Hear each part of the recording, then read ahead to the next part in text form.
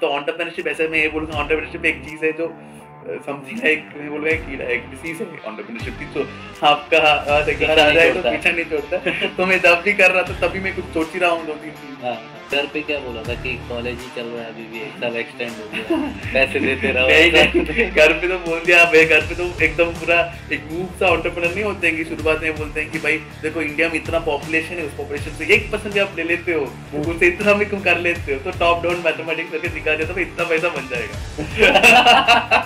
तो उन्हें लगा भाई ये तो बड़ा आदमी बन जाएगा शायद।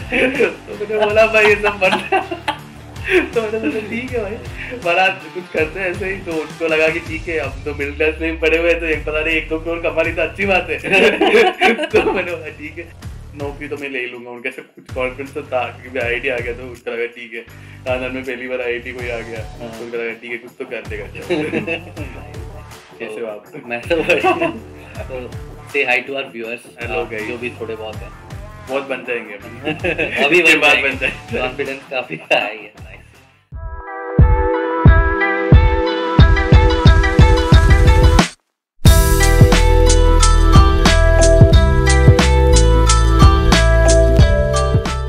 Hi guys, today we have Mukesh, Mr. Mukesh Babu from IIT Guwahati alum. He is my college junior and also a very close friend. We almost spent 2 years together. We had a common period of 2 years together at IIT Guwahati. Today we have him because we wanted to bring out various experiences and expertise that he has. He's immediately started up after college, and post that he has almost tried his hand in 3 ventures. And apart from doing startups, he has also worked in different companies, which we'll be digging deeper into and understanding how his path has been, how his journey has been, what were the ups and downs, what and how, what things made him navigate his path, and what things kept him going. So let's start it off. Hi Mukesh, how are you? Hello, I am good.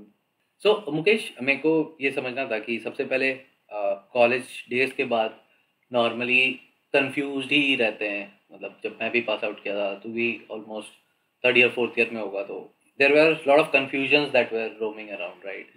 And you were also doing some work at E cell अपना, and then you started immediately after college and few parts even during college time as well. What made you think कि you should do this?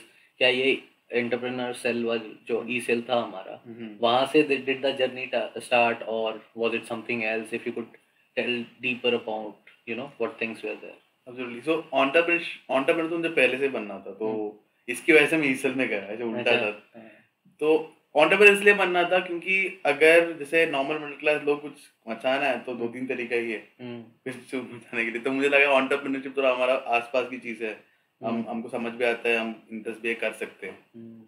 तो वो सोचा कि क्या बना सकते हैं जिसमें, बिकॉज पाथ टू सक्सेस में एंटरप्रेन्योरशिप क्लियर था, तो क्या बना सकते हैं जो हमारा स्ट्रेंथ के साथ है और मैच करेगा। हाँ, और एक स्टार्टअप हम क्या खोल सकते हैं। तो हम सोचेंगे ठीक है, अब तो बहुत लोग उस समय भी हमेशा रहते ही हैं जो कॉलेज में बना के, मतलब वो मान लो कि उस समय 17-18 की बात है, बहुत लोग बहुत यंगस्टर्स भी बहुत स्टार्टअप, ओयो का जब फाउंडर था तब तो वही उम्र में वो ओयो बना दिया था, वो सब चल रहा था।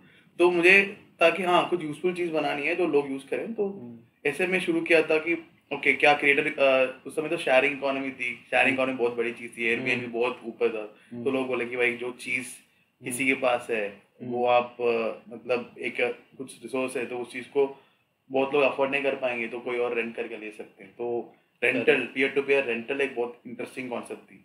You started off with college ना, कि पहले तूने अपने ही कॉलेज पे काइंड ऑफ MVP या बीटा टेस्टिंग जो भी बोलना है, क्या interesting, could you tell deeper on how? So basically what we did MVP में क्या किया ऐसे, तो MVP में तो यही किया था कि हमारा तो peer to peer photography videography equipment rental थी। तो जैसे तो हमारा कॉलेज में फोटोग्राफर्स भी बहुत थे, तो बहुत लोग को फोटोग्राफी की जरूरत थी, क्योंकि अभी कोई ट्रिप जा रहा है, शिलोंग जा रहा है, हमारे कॉलेज की बगल में गैंगटॉक जा रहे हैं, तो उनको कैमरा की जरूरत थी।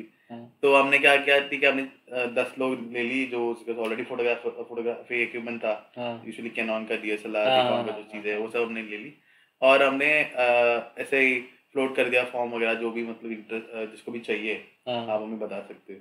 तो उससे हमने कनेक्ट की लोगों को, और वो कनेक्ट करने से जो लोग पे करते थे दिन के लिए एक अमाउंट ऑफ मनी, एंड उससे हम एक स्मॉल कमीशन देते थे ड्यूरिंग योर कॉलेज। हाँ, ड्यूरिंग माई कॉलेज टाइम, मतलब लास्ट सेमेस्टर की एंड टाइम था, तो उसमें हमारा लीन टीम था, तो उस समय भी हमने ज्यादा हम प्रोडक्ट वगैरह पे फोकस कर रहे थे, बट हमें एक ऐसे कुछ एमवीपी बना के देखना था कि ठीक है कितना ऑप्स में क्या काम होगी वो होगी, बट लेकिन आप जब कॉलेज में करते हो, क्लोज कम्युनिटी है, तो सब एक दूसरे जानते हैं, या मतलब कॉलेज में भी अगर ट्रांसपोर्ट करनी इजी होता है, बट जब एक्शन आप जाते हो उसमें अलग प्रॉब्लम्स होती है, तो एक एमवीपी एक बेसिक एमवीपी है। बट फिर भी यार हिम्मत चाहिए ना अपना धंधा स्टार्ट करने के लिए। एक जो पहला स्टार्टिंग पॉइंट है, 4 बहाने रेडी रहते हैं दिमाग में, but overcoming that first hurdle ही यार कोई नहीं, चल कॉलेज में करते हैं। हमारे कॉलेज में you took that problem statement that you new कि इतने सारे फोटोग्राफर्स हैं, तो you can get and build something around it. या सो मुझे ये लगता है कि जैसे उसमें क्या है कि अब फोटोग्राफर हमारे कॉलेज में तो है, बट हर जगह में मेन मार्केट जाएंगे तो अलग मार्केट है, बट लेकिन एक प्रॉब्लम तो था, तो मैं सोच रहा था कि ठीक है अभी हम जाके हम यंग है, हम जैसे एकदम, अब इम्पोर्टेंट पॉइंट है कि हम ग्रेजुएट करके क्यों कर रहे हैं, ग्रेजुएट करके करना, बहुत लोग ने बोला कि भाई ग्रेजुएट कर रहे अभी कर रहे हो अच्छा नौकरी ले लो, ऑब्वियसली आईटी तो आते ही मोस्ट ऑफ द टाइम्स हम अच्छे, हमारा फाइनेंस सेट होता है, हम ऐसे तो नहीं है कि हमारा बहुत जनरेशनल वेल्थ है जो हम यूज कर सकते हैं, तो कुछ चीज नहीं था, तो मेरा ये पॉइंट ऑफ व्यू था कि भाई अगर अब मैं अभी रिस्क ना लूं तो मैं बाद में रिस्क लेना मुश्किल हो जाएगा, तो रिस्क अभी ले सकता हूँ क्योंकि अभी तो मैं सॉर्टेड हूँ, 1 साल तक तो सॉर्टेड हूँ, मतलब मेरा मॉम डैड मेरे ऊपर डिपेंडेंट नहीं है, फैमिली मेरे ऊपर डिपेंडेंट नहीं होगा, और मेरा ऐसे खुद का ही एक अकेले जो करना है वही कर सकते हैं, तो ऐसे सोच के मैंने ये शुरू किया था। घर पे क्या बोला था कि कॉलेज ही चल रहा है अभी भी, 1 साल एक्सटेंड हो गया, पैसे देते रहो? नहीं, घर पे तो बोल दिया, मैं घर पे तो एकदम पूरा एक मूव सा एंटरप्रेन्योर नहीं होते हैं कि शुरुआत में बोलते हैं कि भाई देखो इंडिया में इतना पॉपुलेशन है, उस पॉपुलेशन से 1% भी आप ले लेते हो, उससे इतना भी कम कर लेते हो, तो टॉप डाउन मैथमेटिक्स करके दिखा दिया था भाई इतना पैसा बन जाएगा।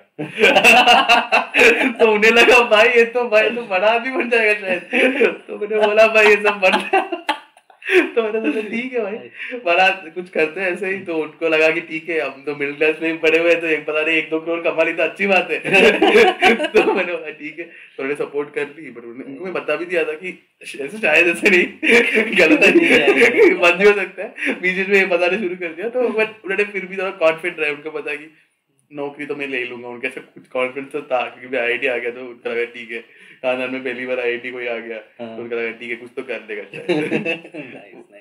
एंड उस टाइम पे टीम कैसे सेट की थी?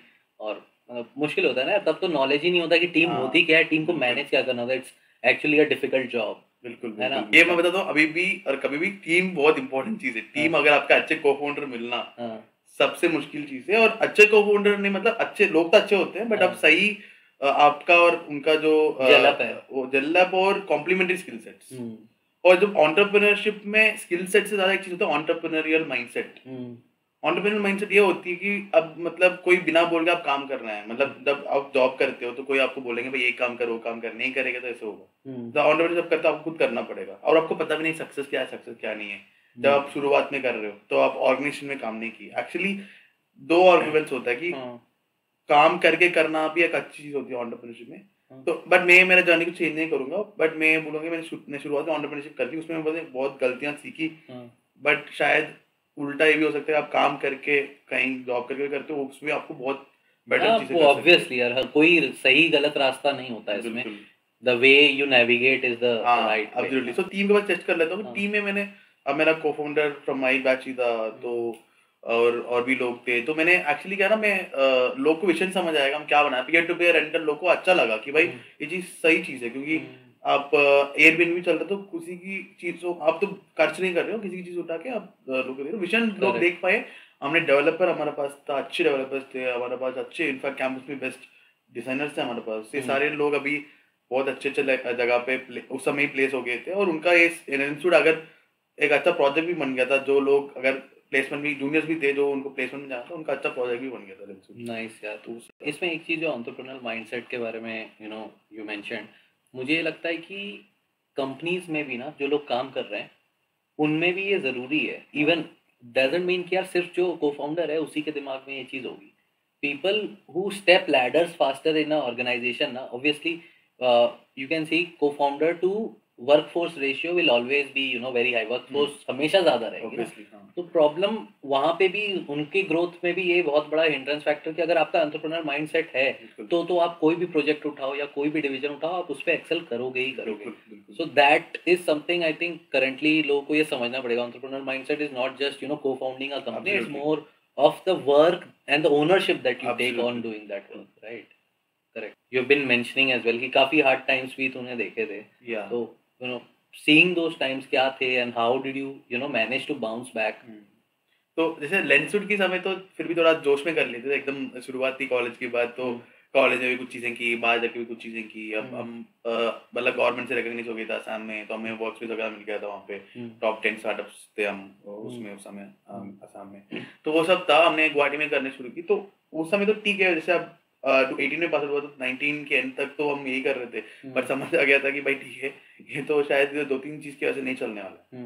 जो अच्छा रीजन था कि मतलब कि रेंटल पेड पे रेंट जब होती है कि भाई एक दूसरे का एक चीज देते हो, कोई को दिया, कहीं कुछ ब्रेक हो गई तो इंश्योरेंस नहीं होता कैमरा में, भले घर के लिए होता है, गाड़ी के लिए होता है। जो ऊबर इसलिए चलता है, एयरबीएनबी इसलिए चलता है बिकॉज उनकी गाड़ी वाड़ी का proper insurance already figure out है। अगर हम करते हैं इंश्योरेंस तो वो कोई एक्सेप्ट नहीं कर रहे थे, and we were trying to solve lot of things to product and tech and so on, which was very clearly not working. Rather हम धंधा कर सकते थे, प्रॉपर बिजनेस कर सकते थे, रादर हमने स्टार्टअप करना चाह रहे थे जो एक स्केलेबल मिलियन डॉलर कंपनी बनेगी, वो अपॉर्चुनिटी यहाँ पे नहीं थी, वो क्लियर हो गया था। तो उसके बाद ठीक है, तो हमने सोचा कि कुछ और चीजें करेंगे, जो मतलब सबका उनकी उनकी प्लेसमेंट जो भी है वो सब लगाएंगे ताकि ना पूरा टीम का हो जाए। और मैं ऑब्वियसली मैं भी कंपनी में चला गया। तो एक्चुअली मेरा जो आर्ट टाइम जो थी वो तो मेरा सेकेंड टाइम मैंने एक्सटेंड लिया वापस। उस समय मैंने बहुत मुश्किल समय, वो एग्जैक्टली कोविड फर्स्ट वेव की बाद वाली समय था वो। क्या उस समय तो actually I was part of a cloud kitchen startup, जो मैं एकदम फाउंडर के साथ काम कर रहा था। He is a very good mentor for me, was from Ola, I was VP Ola strategy, और भविष्य के साथ बहुत काम किया हमने,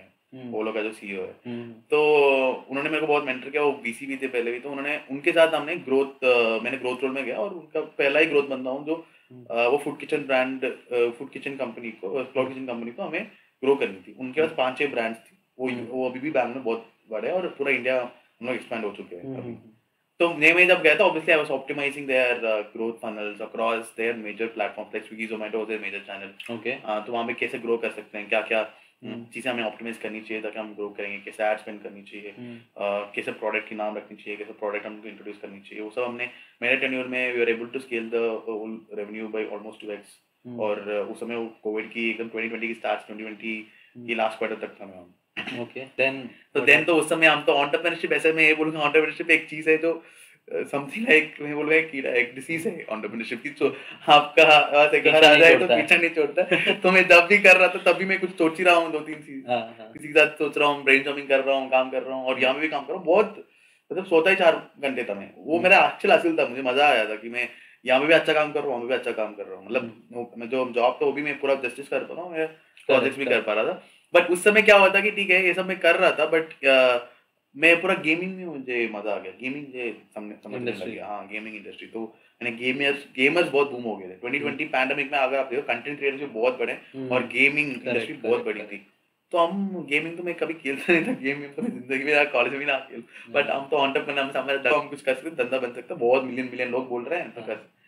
हमें एक्चुअली मेरा जो को-फाउंडर था वो, उसको मैं बहुत टाइम से जानता हूँ, when he was in Guwahati, but so he understood the market well. So I also understood, okay, that's an opportunity, and he was already doing certain things through gaming events वगैरह conduct कर रहा था, वो सब कर रहा था। तो मैंने सब बोल के पूरा ठीक है भाई, छोड़ देते हैं नौकरी, हम कर लेंगे इस बार तो पक्का। हमने पूरा वीसी टॉप वीसीज को पिच करने लगे, लोग भी इंटरेस्ट दिखा रहे हैं, एकदम ऐसे भी नहीं कि हम एनालिस्ट को पिच कर रहे हैं, पार्टनर वीसी को पिच कर रहे हैं, आपका अब टॉप वीसी फंड ले लो, हमने पिच कर रहे हैं, और लोग भी इंटरेस्टिंग सुन रहे हैं। अब उसके बाद पता चला कि हमसे उन्होंने पूरा थीसिस बनाया, थोड़ा बहुत थीसिस हमसे सुन के थोड़ा बहुत, ऑब्वियसली बहुत लोग से बात करते हैं थीसिस बनाने में, तो हमारा वो हुआ था। बट अब मैं छोड़ दिया, नौकरी छोड़ के चले गया, शुरू करेंगे। ठीक है, हमारा एक प्रोडक्ट था जो बेसिकली ऐसा है कि हमने एक ई स्पोर्ट्स में बहुत टूर्नामेंट्स होती थी, तो टूर्नामेंट ऑर्गेनाइजर के लिए हमने एक बैकएंड ऐप बनाई थी, और फ्रंट एंड में एक लिंक्डइन की तरह सोशल नेटवर्क बना दी। तो वो हमने बनाने के लिए गया था, बट हमारा टेक का जो बंदा था वो मेरा देखो दूसरे को-फाउंडर ने ले आया था। इस बार भी वही हुई थी, को-फाउंडर हमारा जो टेक का था वो बंदा बीच में निकल गया। अच्छा। और इसकी भी एक और मेरा को-फाउंडर, उसकी भी एकदम क्रंच हो गई थी, क्योंकि उसने मेरे से पहले से कर रहा है, और उसका थोड़ा इवेंट्स बहुत करना होता है, स्पोर्ट्स टूर्नामेंट्स, तो प्राइस फुल वगैरह उसने देना पड़ा, तो उसके पास पैसा नहीं है, वो भी एकदम कॉलेज की बंदा एंड टू एंड वो कर रहा है, तो इन कॉलेज में था, तो उसको वो पैसा he has to take up the debt and all, so he had to go to working. Okay. And I was full time, and now I have started to take up this economy, gaming and creator economy. I started my journey. So then I started, okay भाई अभी वापस नौकरी करके कुछ फायदा नहीं, हम आ ही गए तो कर ही लेते हैं कुछ, हमें पता है ये 2-3 चीज तो इंडस्ट्री में, तो हमने पूरा क्रिएटर इकोनॉमी में घुस गया, because I always believed in influencers and the power of influencers and the power of them in driving purchasing decisions में मुझे बहुत ज्यादा उस समय भी मैं बहुत बिलीव करता था. You know what kept you in the creator economy? You are still working in creator economy. So मैं creator economy ये समझ गया भाई, उसके बाद भी मैंने जो भी इंडिया लिया, मैं पूरा सोचा कि इधर उधर तो कर नहीं सकते. हमने पहले तो हमको एक तो पेयर टू पेयर रेंटल करेंगे, उसके बाद हमने किया क्लाउड किचन, उसके बाद हमने आया गेमिंग और क्रिएटर इकोनॉमी. तो हमने सोचा कि भाई you have to take one industry and you have to be in that industry at least for a decade to be like someone successful, and you have to if you want to build a product or build somebody who is really credible, you have to be in one industry, a space which you understand and like. So I chose creator economy. Creator economy was something which I understood, I really liked, and I wanted to. It was very fun. Like creator का करना मजा आया था, ऐसा मुझे लगा, मुझे भी मजा आया वो लोगों के साथ काम करके, तो I thought कि इनके साथ ज़्यादा काम करेंगे. I chose that as a niche, and then I started doing influencer marketing.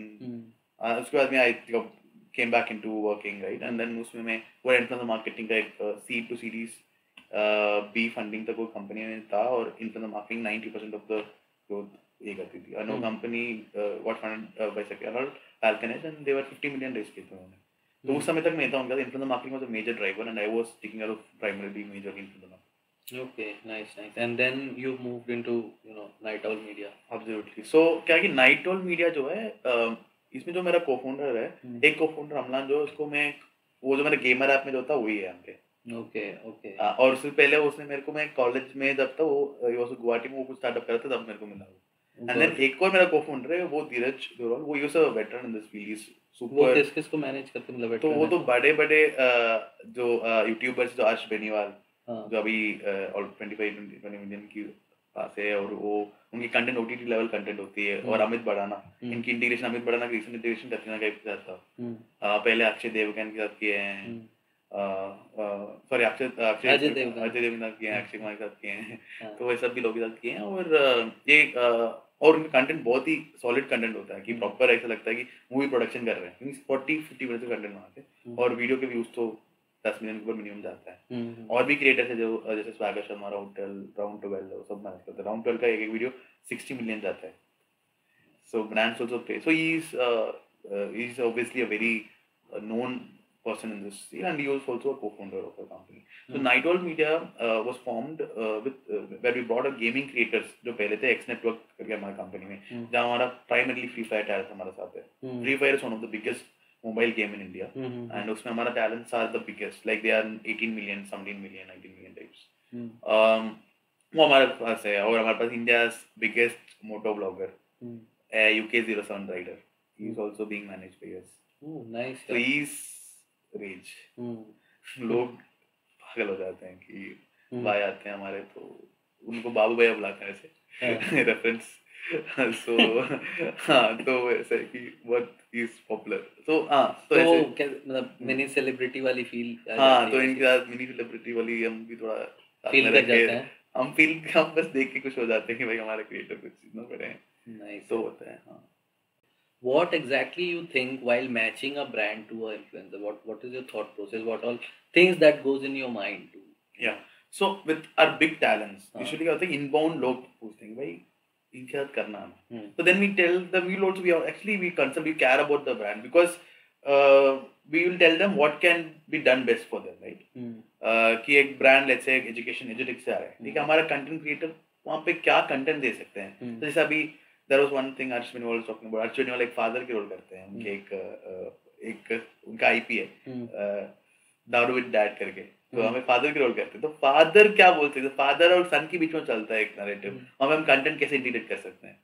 तो वहाँ पे बंदा पढ़ते रहता है, ही विल कम से क्या कर रहे हो, नौकरी मिलेगा कि नहीं, तो उसके बाद हम एजुटेक से हम ये करते हैं. तो ऐसे हम कंटेंट इंटीग्रेशन हमारा स्ट्रॉन्ग सूट है वहाँ पे भी. और हमारे क्रिएटर गेमिंग में भी आप देखते हो, तो गेमिंग भी हम we take content very seriously. And also gaming में क्या होता है, गेमिंग में जो ब्रांड्स आते हैं उनका ऐसा चीजें चाहिए जो यंग है, जो समझती है, जो नया टेक्नोलॉजी को, नया चीजों को, तो वहाँ पे हम क्या ऐसे चीजें बोलना चाहिए, कौन सा वीडियो के बीच में इंटीग्रेट करना चाहिए, वो हम सजेस्ट करते हैं कि कौन सा क्रिएटर तुम्हारे लिए बेस्ट होंगे, डेमोग्राफिक वो सब भी देखते हैं।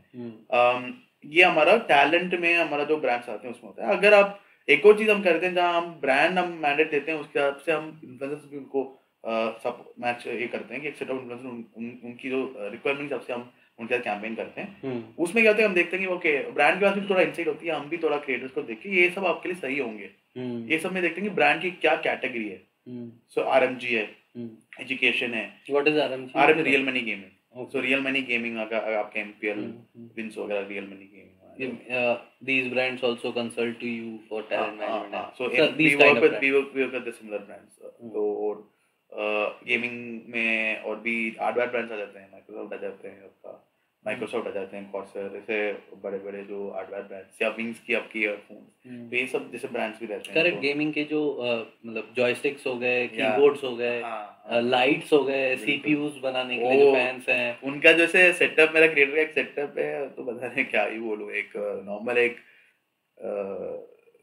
डेस्कटॉप सेटअप सीपीयू वही 20 लाख 15 लाख 20 लाख का। क्या बात कर रहा है, क्रेजी है। मैं तो सोच रहा हूँ क्या, पर लेकिन हाँ गेमर्स के लिए चाहिए होता है। गेमर्स की तो अब समझेंगे, गेमर्स अगर हम बात सुनेंगे लोग क्या बोल रहे हैं, 15 लाख तो हमारा बेसिक है, ऐसे सोचते हम बोलेंगे, हम उनको पता चल जाएगा वो उम्र थोड़ा ज्यादा है तो ये एक्सपोजर हो जाएगी। बट ये बात है, उनका सही चीज है। मतलब क्या ही तो चल रहा है दुनिया में, मतलब गेमिंग इज ह्यूज अभी इंडिया में और बड़ा होने वाला। तो हमारा creators, we believe in our creators, we be with them from the starting, and we think creators का ऐसे कि लोग creators ऐसे कि you have to be with them through the journey, you have to help them with whatever is required, not content में भी क्या क्या कर सकते हो उनके लिए, उनकी जो डाउन टाइम्स भी आते हैं, अप टाइम्स भी आते हैं, how can you be helpful, and also for a brand we think from a performance perspective, how can a brand do better, which creator can make sense for them, what content integration अच्छा है। Because influencer marketing में ना मैं ये चीज बोलूंगा, दो चीज इंपॉर्टेंट है कि प्योरली ब्रांडिंग भी नहीं, प्योरली परफॉर्मेंस भी नहीं, दोनों हाइब्रिड करना पड़ेगा। अगर आप परफॉर्मेंस करते हो, उसका आपका प्योरली परफॉर्मेंस, जो फेसबुक और गूगल होते हैं प्योरली परफॉर्मेंस होती है, यहाँ पे आपका एक ब्रांड इमेज क्रिएट करता है। एक और आप इससे ज्यादा एक चीज बताऊं तो, इन्फ्लुएंसर के साथ जो आप वीडियो बनाते हो, उस वीडियो का फेसबुक और गूगल में चलाते हो, आपका आरओआई एकदम इंक्रीज हो जाता है। ROI is basically return on investment, whatever investment that you are doing on ads, on anything, the return that you are going to get out of it, be it in terms of likes, views, या फिर even cost, आपसे कोई अगर आपका कोई product है वो कितने बार खरीदे जा रहा है, तो the revenue that you are generating, that is basically return on investment. One thing that I really wanted to understand, since you brought this topic of performance marketing and influencer marketing, performance marketing का जो customer acquisition cost है versus जो influencer marketing का customer acquisition cost है, रफली कैसे चीजें very करती हैं? मतलब व्हाई डू यू थिंक यार ये मिक्स होना चाहिए? ऑब्वियसली कोई डेटा ऐसा है। I have because I have also done influencer marketing in a brand, right? So I have some anecdotes or data points. So influencer marketing में ऐसा चीज है कि आपका तुरंत एक बंदा आपको एकदम स्पाइक दे सकता है, even with a new product or whatever you're launching. And then what happens with performance, I have seen creators who have given 1/10 of performance का कस्टमर एक्विजिशन। तो बेसिकली अगर 100 रुपए में फेसबुक गूगल पे परफॉर्मेंस मार्केटिंग कर रहा हूँ तो बोल रहा है 10 रुपए का ही खर्चा होता है, और स्केल पे भी देंगे आप, स्केल पे होगा। और एक और चीज है कि बहुत कैमिन बुरा भी जा सकता है, लाइक फॉर एग्जांपल परफॉर्मेंस की 10x भी, परफॉर्मेंस की क्या एक्स into 10 भी हो सकता है। So influencer marketing adds a lot of unpredictability, which is what we are also trying to solve. But why people are still doing influencer marketing is it also gives you brand placement. The creator's brand value gets associated with you first of all, which can be also used for your content and performance to increase your performance marketing with FB and Google's efficiency.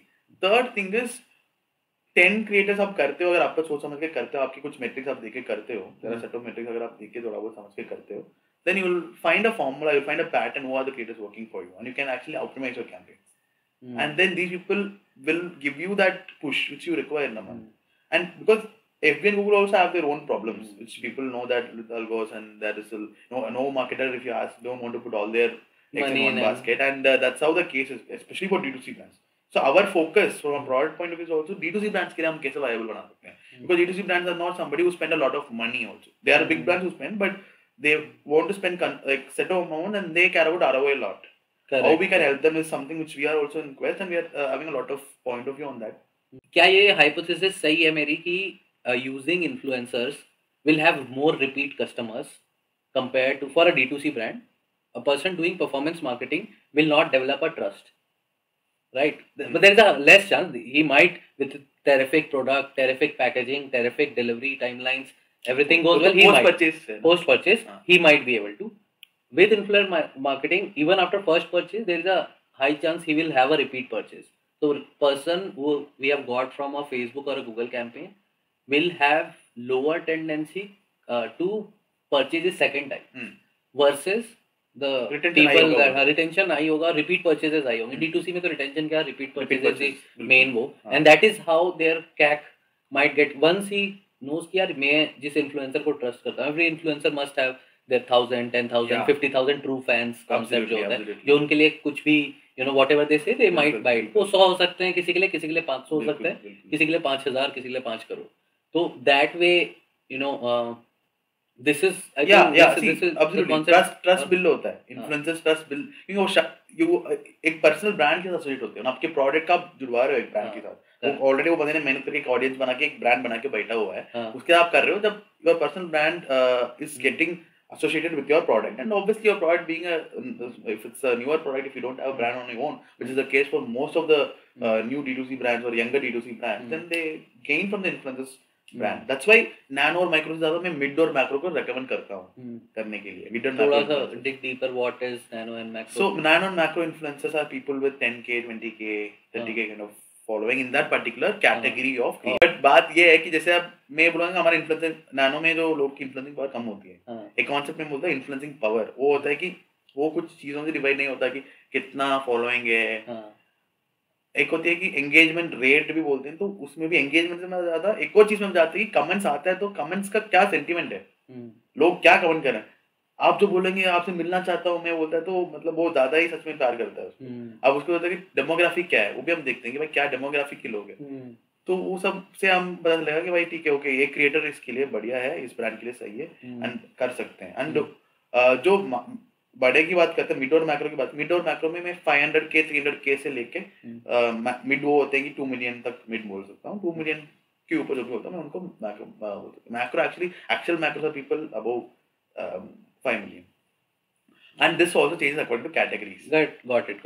यही चीज gaming और शायद bikes and car वाले segment पे people who are reviewers of bike car उनमें शायद थोड़ी high होगी. आई थिंक दैट्स उनमें एक्चुअली थोड़ा कम होती है. रिव्यूअर्स की बात करो, बट जब ब्लॉगर्स में थोड़ा हाई होती है. अब जैसे हमारे कंटेंट क्रिएटर जो प्रॉपर एंटरटेनमेंट कंटेंट करते हैं वो तो और बड़े होते हैं. करेक्ट. जो गेमर में तो ज्यादा होते हैं. हमारा गेमर सभी 18 मिलियन 17 मिलियन में बोल रहा हूँ मैं, वही तो वो तो सबसे बड़े. बट फिर भी उनकी जो एंगेजमेंट और हमारे जो नॉर्मल अगर हमारा ब्लॉगर है वो जो 4 मिलियन में 5 मिलियन में भी है, उनका भी एंगेजमेंट अच्छा होता है, उनसे भी बेटर होता है sometimes. So it depends on your other characteristics, not only your subs count, obviously your views, average views and comments, and what kind of comments are coming, how many people are liking comments to views ratio, like to views ratio, और ये सब हो जाता है. तो हम D2C brand की बात कर रहे थे, तो मैं ये बोल रहा हूँ D2C ब्रांड में इनसे ज्यादा उनको फायदा दिखेगा. बट वही कि इनकी जो अब ये कि सही बंदे के पास नहीं जाते, तो you spend a lot of money and they fail and then they find that कि it's not a fruitful channel sometimes. So the struggle is there, finding the right influencer. So that's what we are trying to formulate in a way, because there's no 100% formula, but we're trying to reduce that gap. Okay, important is बताओ, influencer market में not only the performance which is coming, there are a lot of things you can't measure. That will be top up on your direct. People will see it somewhere, come to your website somehow, and you will not be able to track वो influencer देख क्या है. That I think goes with performance marketing also. But यहाँ पे ज़्यादा होता है, because see lot of times वो recall ज़्यादा अलग brand recall high और आपकी जो offline stores होती है उसमें एक अलग ही आपको spike आ सकता है. मैं तो ऐसे देखता हूँ, डायरेक्ट रख लेता हूँ, पहले महीने का पुराना जो मेरा परफॉर्मेंस जब चल रहा था मैं रख लूंगा बेस मार्क, उसकी जो मैं डेल्टा देखूंगा, और डेल्टा अगर मेरा इन्फ्लुएंसर मार्केटिंग में बढ़ा है डायरेक्ट में, मैं बोल सकता हूँ एटलीस्ट में 70% इन्फ्लुएंसर मार्केटिंग से है, बिकॉज परफॉर्मेंस तो पहले भी चल रहा था. तो डायरेक्ट तो बढ़ना नहीं चाहिए, डायरेक्ट तो सेम चलेगा ना. तो इन्फ्लुएंसर से क्या फर्क आता है, ऐसा आप एक्सपीरियंस करके आप समझ सकते हो.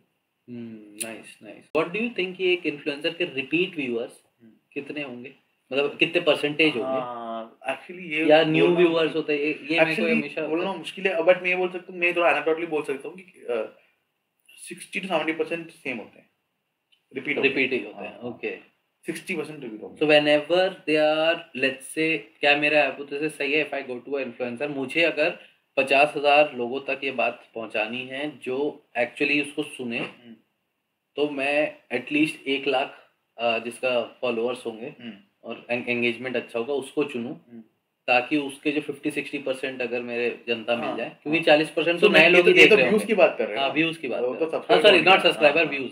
जो एक वीडियो अगर मेरा 1 लाख आ रहा है, देन आई कैन थिंक यार उस पर्सन के 50-60 के एटलीस्ट लोगों ने देखा होगा। हाँ बिल्कुल, वो आप बोल सकते देखे होंगे, बट आपको ये भी देखना पड़ेगा एवरेज व्यू ड्यूरेशन क्या है, average view duration of the video क्या है। इसलिए लोग हमेशा हम बोलते हैं 1 मिनट के अंदर ही आप इंटीग्रेट कर लो। तो brand integration we always try to put it in front. How it works कि पैसा भी अलग-अलग चार्ज करते हो कि फर्स्ट 30 सेकंड पे है? नहीं, वो सब नहीं करते।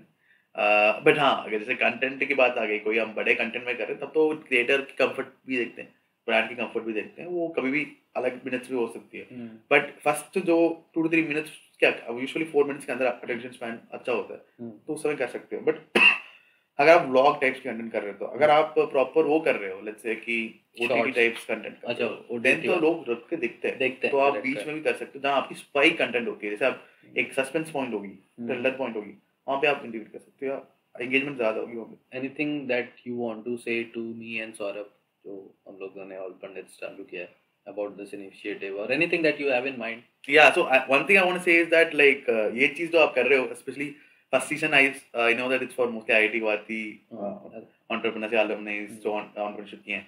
ये बहुत ही अच्छी चीज है, क्योंकि ये चीज हम आई थिंक कम्युनिटी में भी लोग ट्राई करने की कोशिश किए, ग्रुप्स भी है, बट ऐसा IIT Guwahati entrepreneurs के ऊपर कंटेंट या उन लोग क्या चाहते हैं ऐसा कंटेंट बनाना सबसे इंपॉर्टेंट चीज होती है। क्योंकि अब जैसे हमने जो चीज बोला, आप लोग को पता भी चलेगा कि यार इनको कुछ ये इसमें कर रहे हैं, उन लोग अगर करना कुछ चाह रहे हैं, we can help them. And specially जैसे आपका जूनियर मैं हूँ, और जैसे मैं आपसे कुछ पूछूंगा, आप मेरे से कुछ पूछ सकते हैं, जैसे मेरा हमारा जूनियर्स होंगे, उनको भी पता चलेगा हम क्या कर रहे हैं, हम उनको हेल्प कर सकते हैं। तो जो एक कंटेंट की चीज हम बना रहे हैं ना, जो वीडियो कंटेंट है, जब भले वो ग्रुप से ज्यादा वीडियो कंटेंट जो है, ये सबसे चीज अच्छी चीज है कि एक्सेसिबल बना देता है।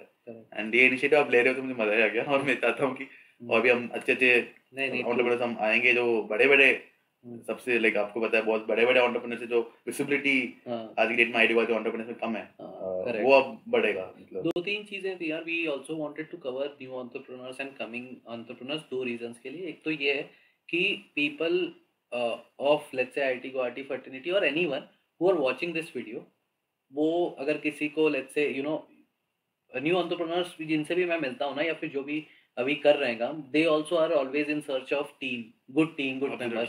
वो रीच मिल ही नहीं पाती है, not always you can rely on naukri.com या xyz.com to get your co-founders, get your core team members। ये वो इनिशियल टीम मेंबर्स भी आप अगर पता हो कि यार किसी ने देख लिया, उसको क्रिएटर इकोनॉमी में इंटरेस्ट है, let's say you have a opening and he can, if reach out ही नहीं करेगा तो कभी वो अपॉर्चुनिटी क्रिएट नहीं होगी। So that is what we wanted to create। हम सोच रहे हैं आगे जाके we also create a database on both points। Absolutely। Are people who want to reach out to us and our guests and our community that we create, and also vice versa, if someone wants people, we can get those talent pool and pass it on to them, so that Absolutely। I think that is something we can actually help। yeah and one thing I have to say for the entrepreneurs जो start कर रहे हैं, budding है, 2-3 चीज मैं बोलूंगा। तो simple pointer में क्या है कि मार्केट सही देखो, कि मार्केट सही से आपको देखना पड़ेगा। जो मार्केट बड़ा है, जिसमें आपको कुछ लगा हुआ है, आपको समझ आता है, जिसे इंटरेस्ट है, और कुछ तो आपका एक अनफेयर एडवांटेज होना चाहिए। यूजुअली लोग वो बनाते हैं, जैसे मैंने बनाया अभी क्रिएटर इकोनॉमी अनफेयर एडवांटेज, मुझे समझ आता है, वो थोड़ा टाइम लग गया। तो लोगों को नेचुरली होगा क्योंकि उन्होंने कुछ एक फेस उन्होंने बताया होगी, उसमें उनको एक इंडस्ट्री समझ आता होगा।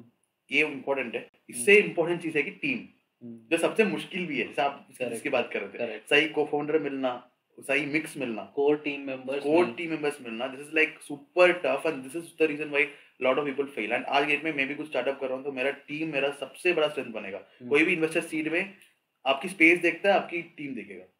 अगर आपका टीम में कुछ है, आपने कुछ किया है, आपका कुछ प्रूफ ऑफ वर्क है, आज की डेट में इतना बड़ा टैग से ज्यादा मतलब नहीं चलता, कि मोस्टली आपका प्रूफ ऑफ वर्क है तो लोग आपके करेंगे। First of all space, team, ये दोनों सबसे इंपॉर्टेंट चीज है फॉर सक्सेस। थर्ड तो आप को मेहनत करना पड़ेगा, वो आप करोगे, आप जो भी करना है वो सब करोगे, बट ये आपका जो टीम और स्पेस सबसे इंपॉर्टेंट है। I think that's exactly where we are standing.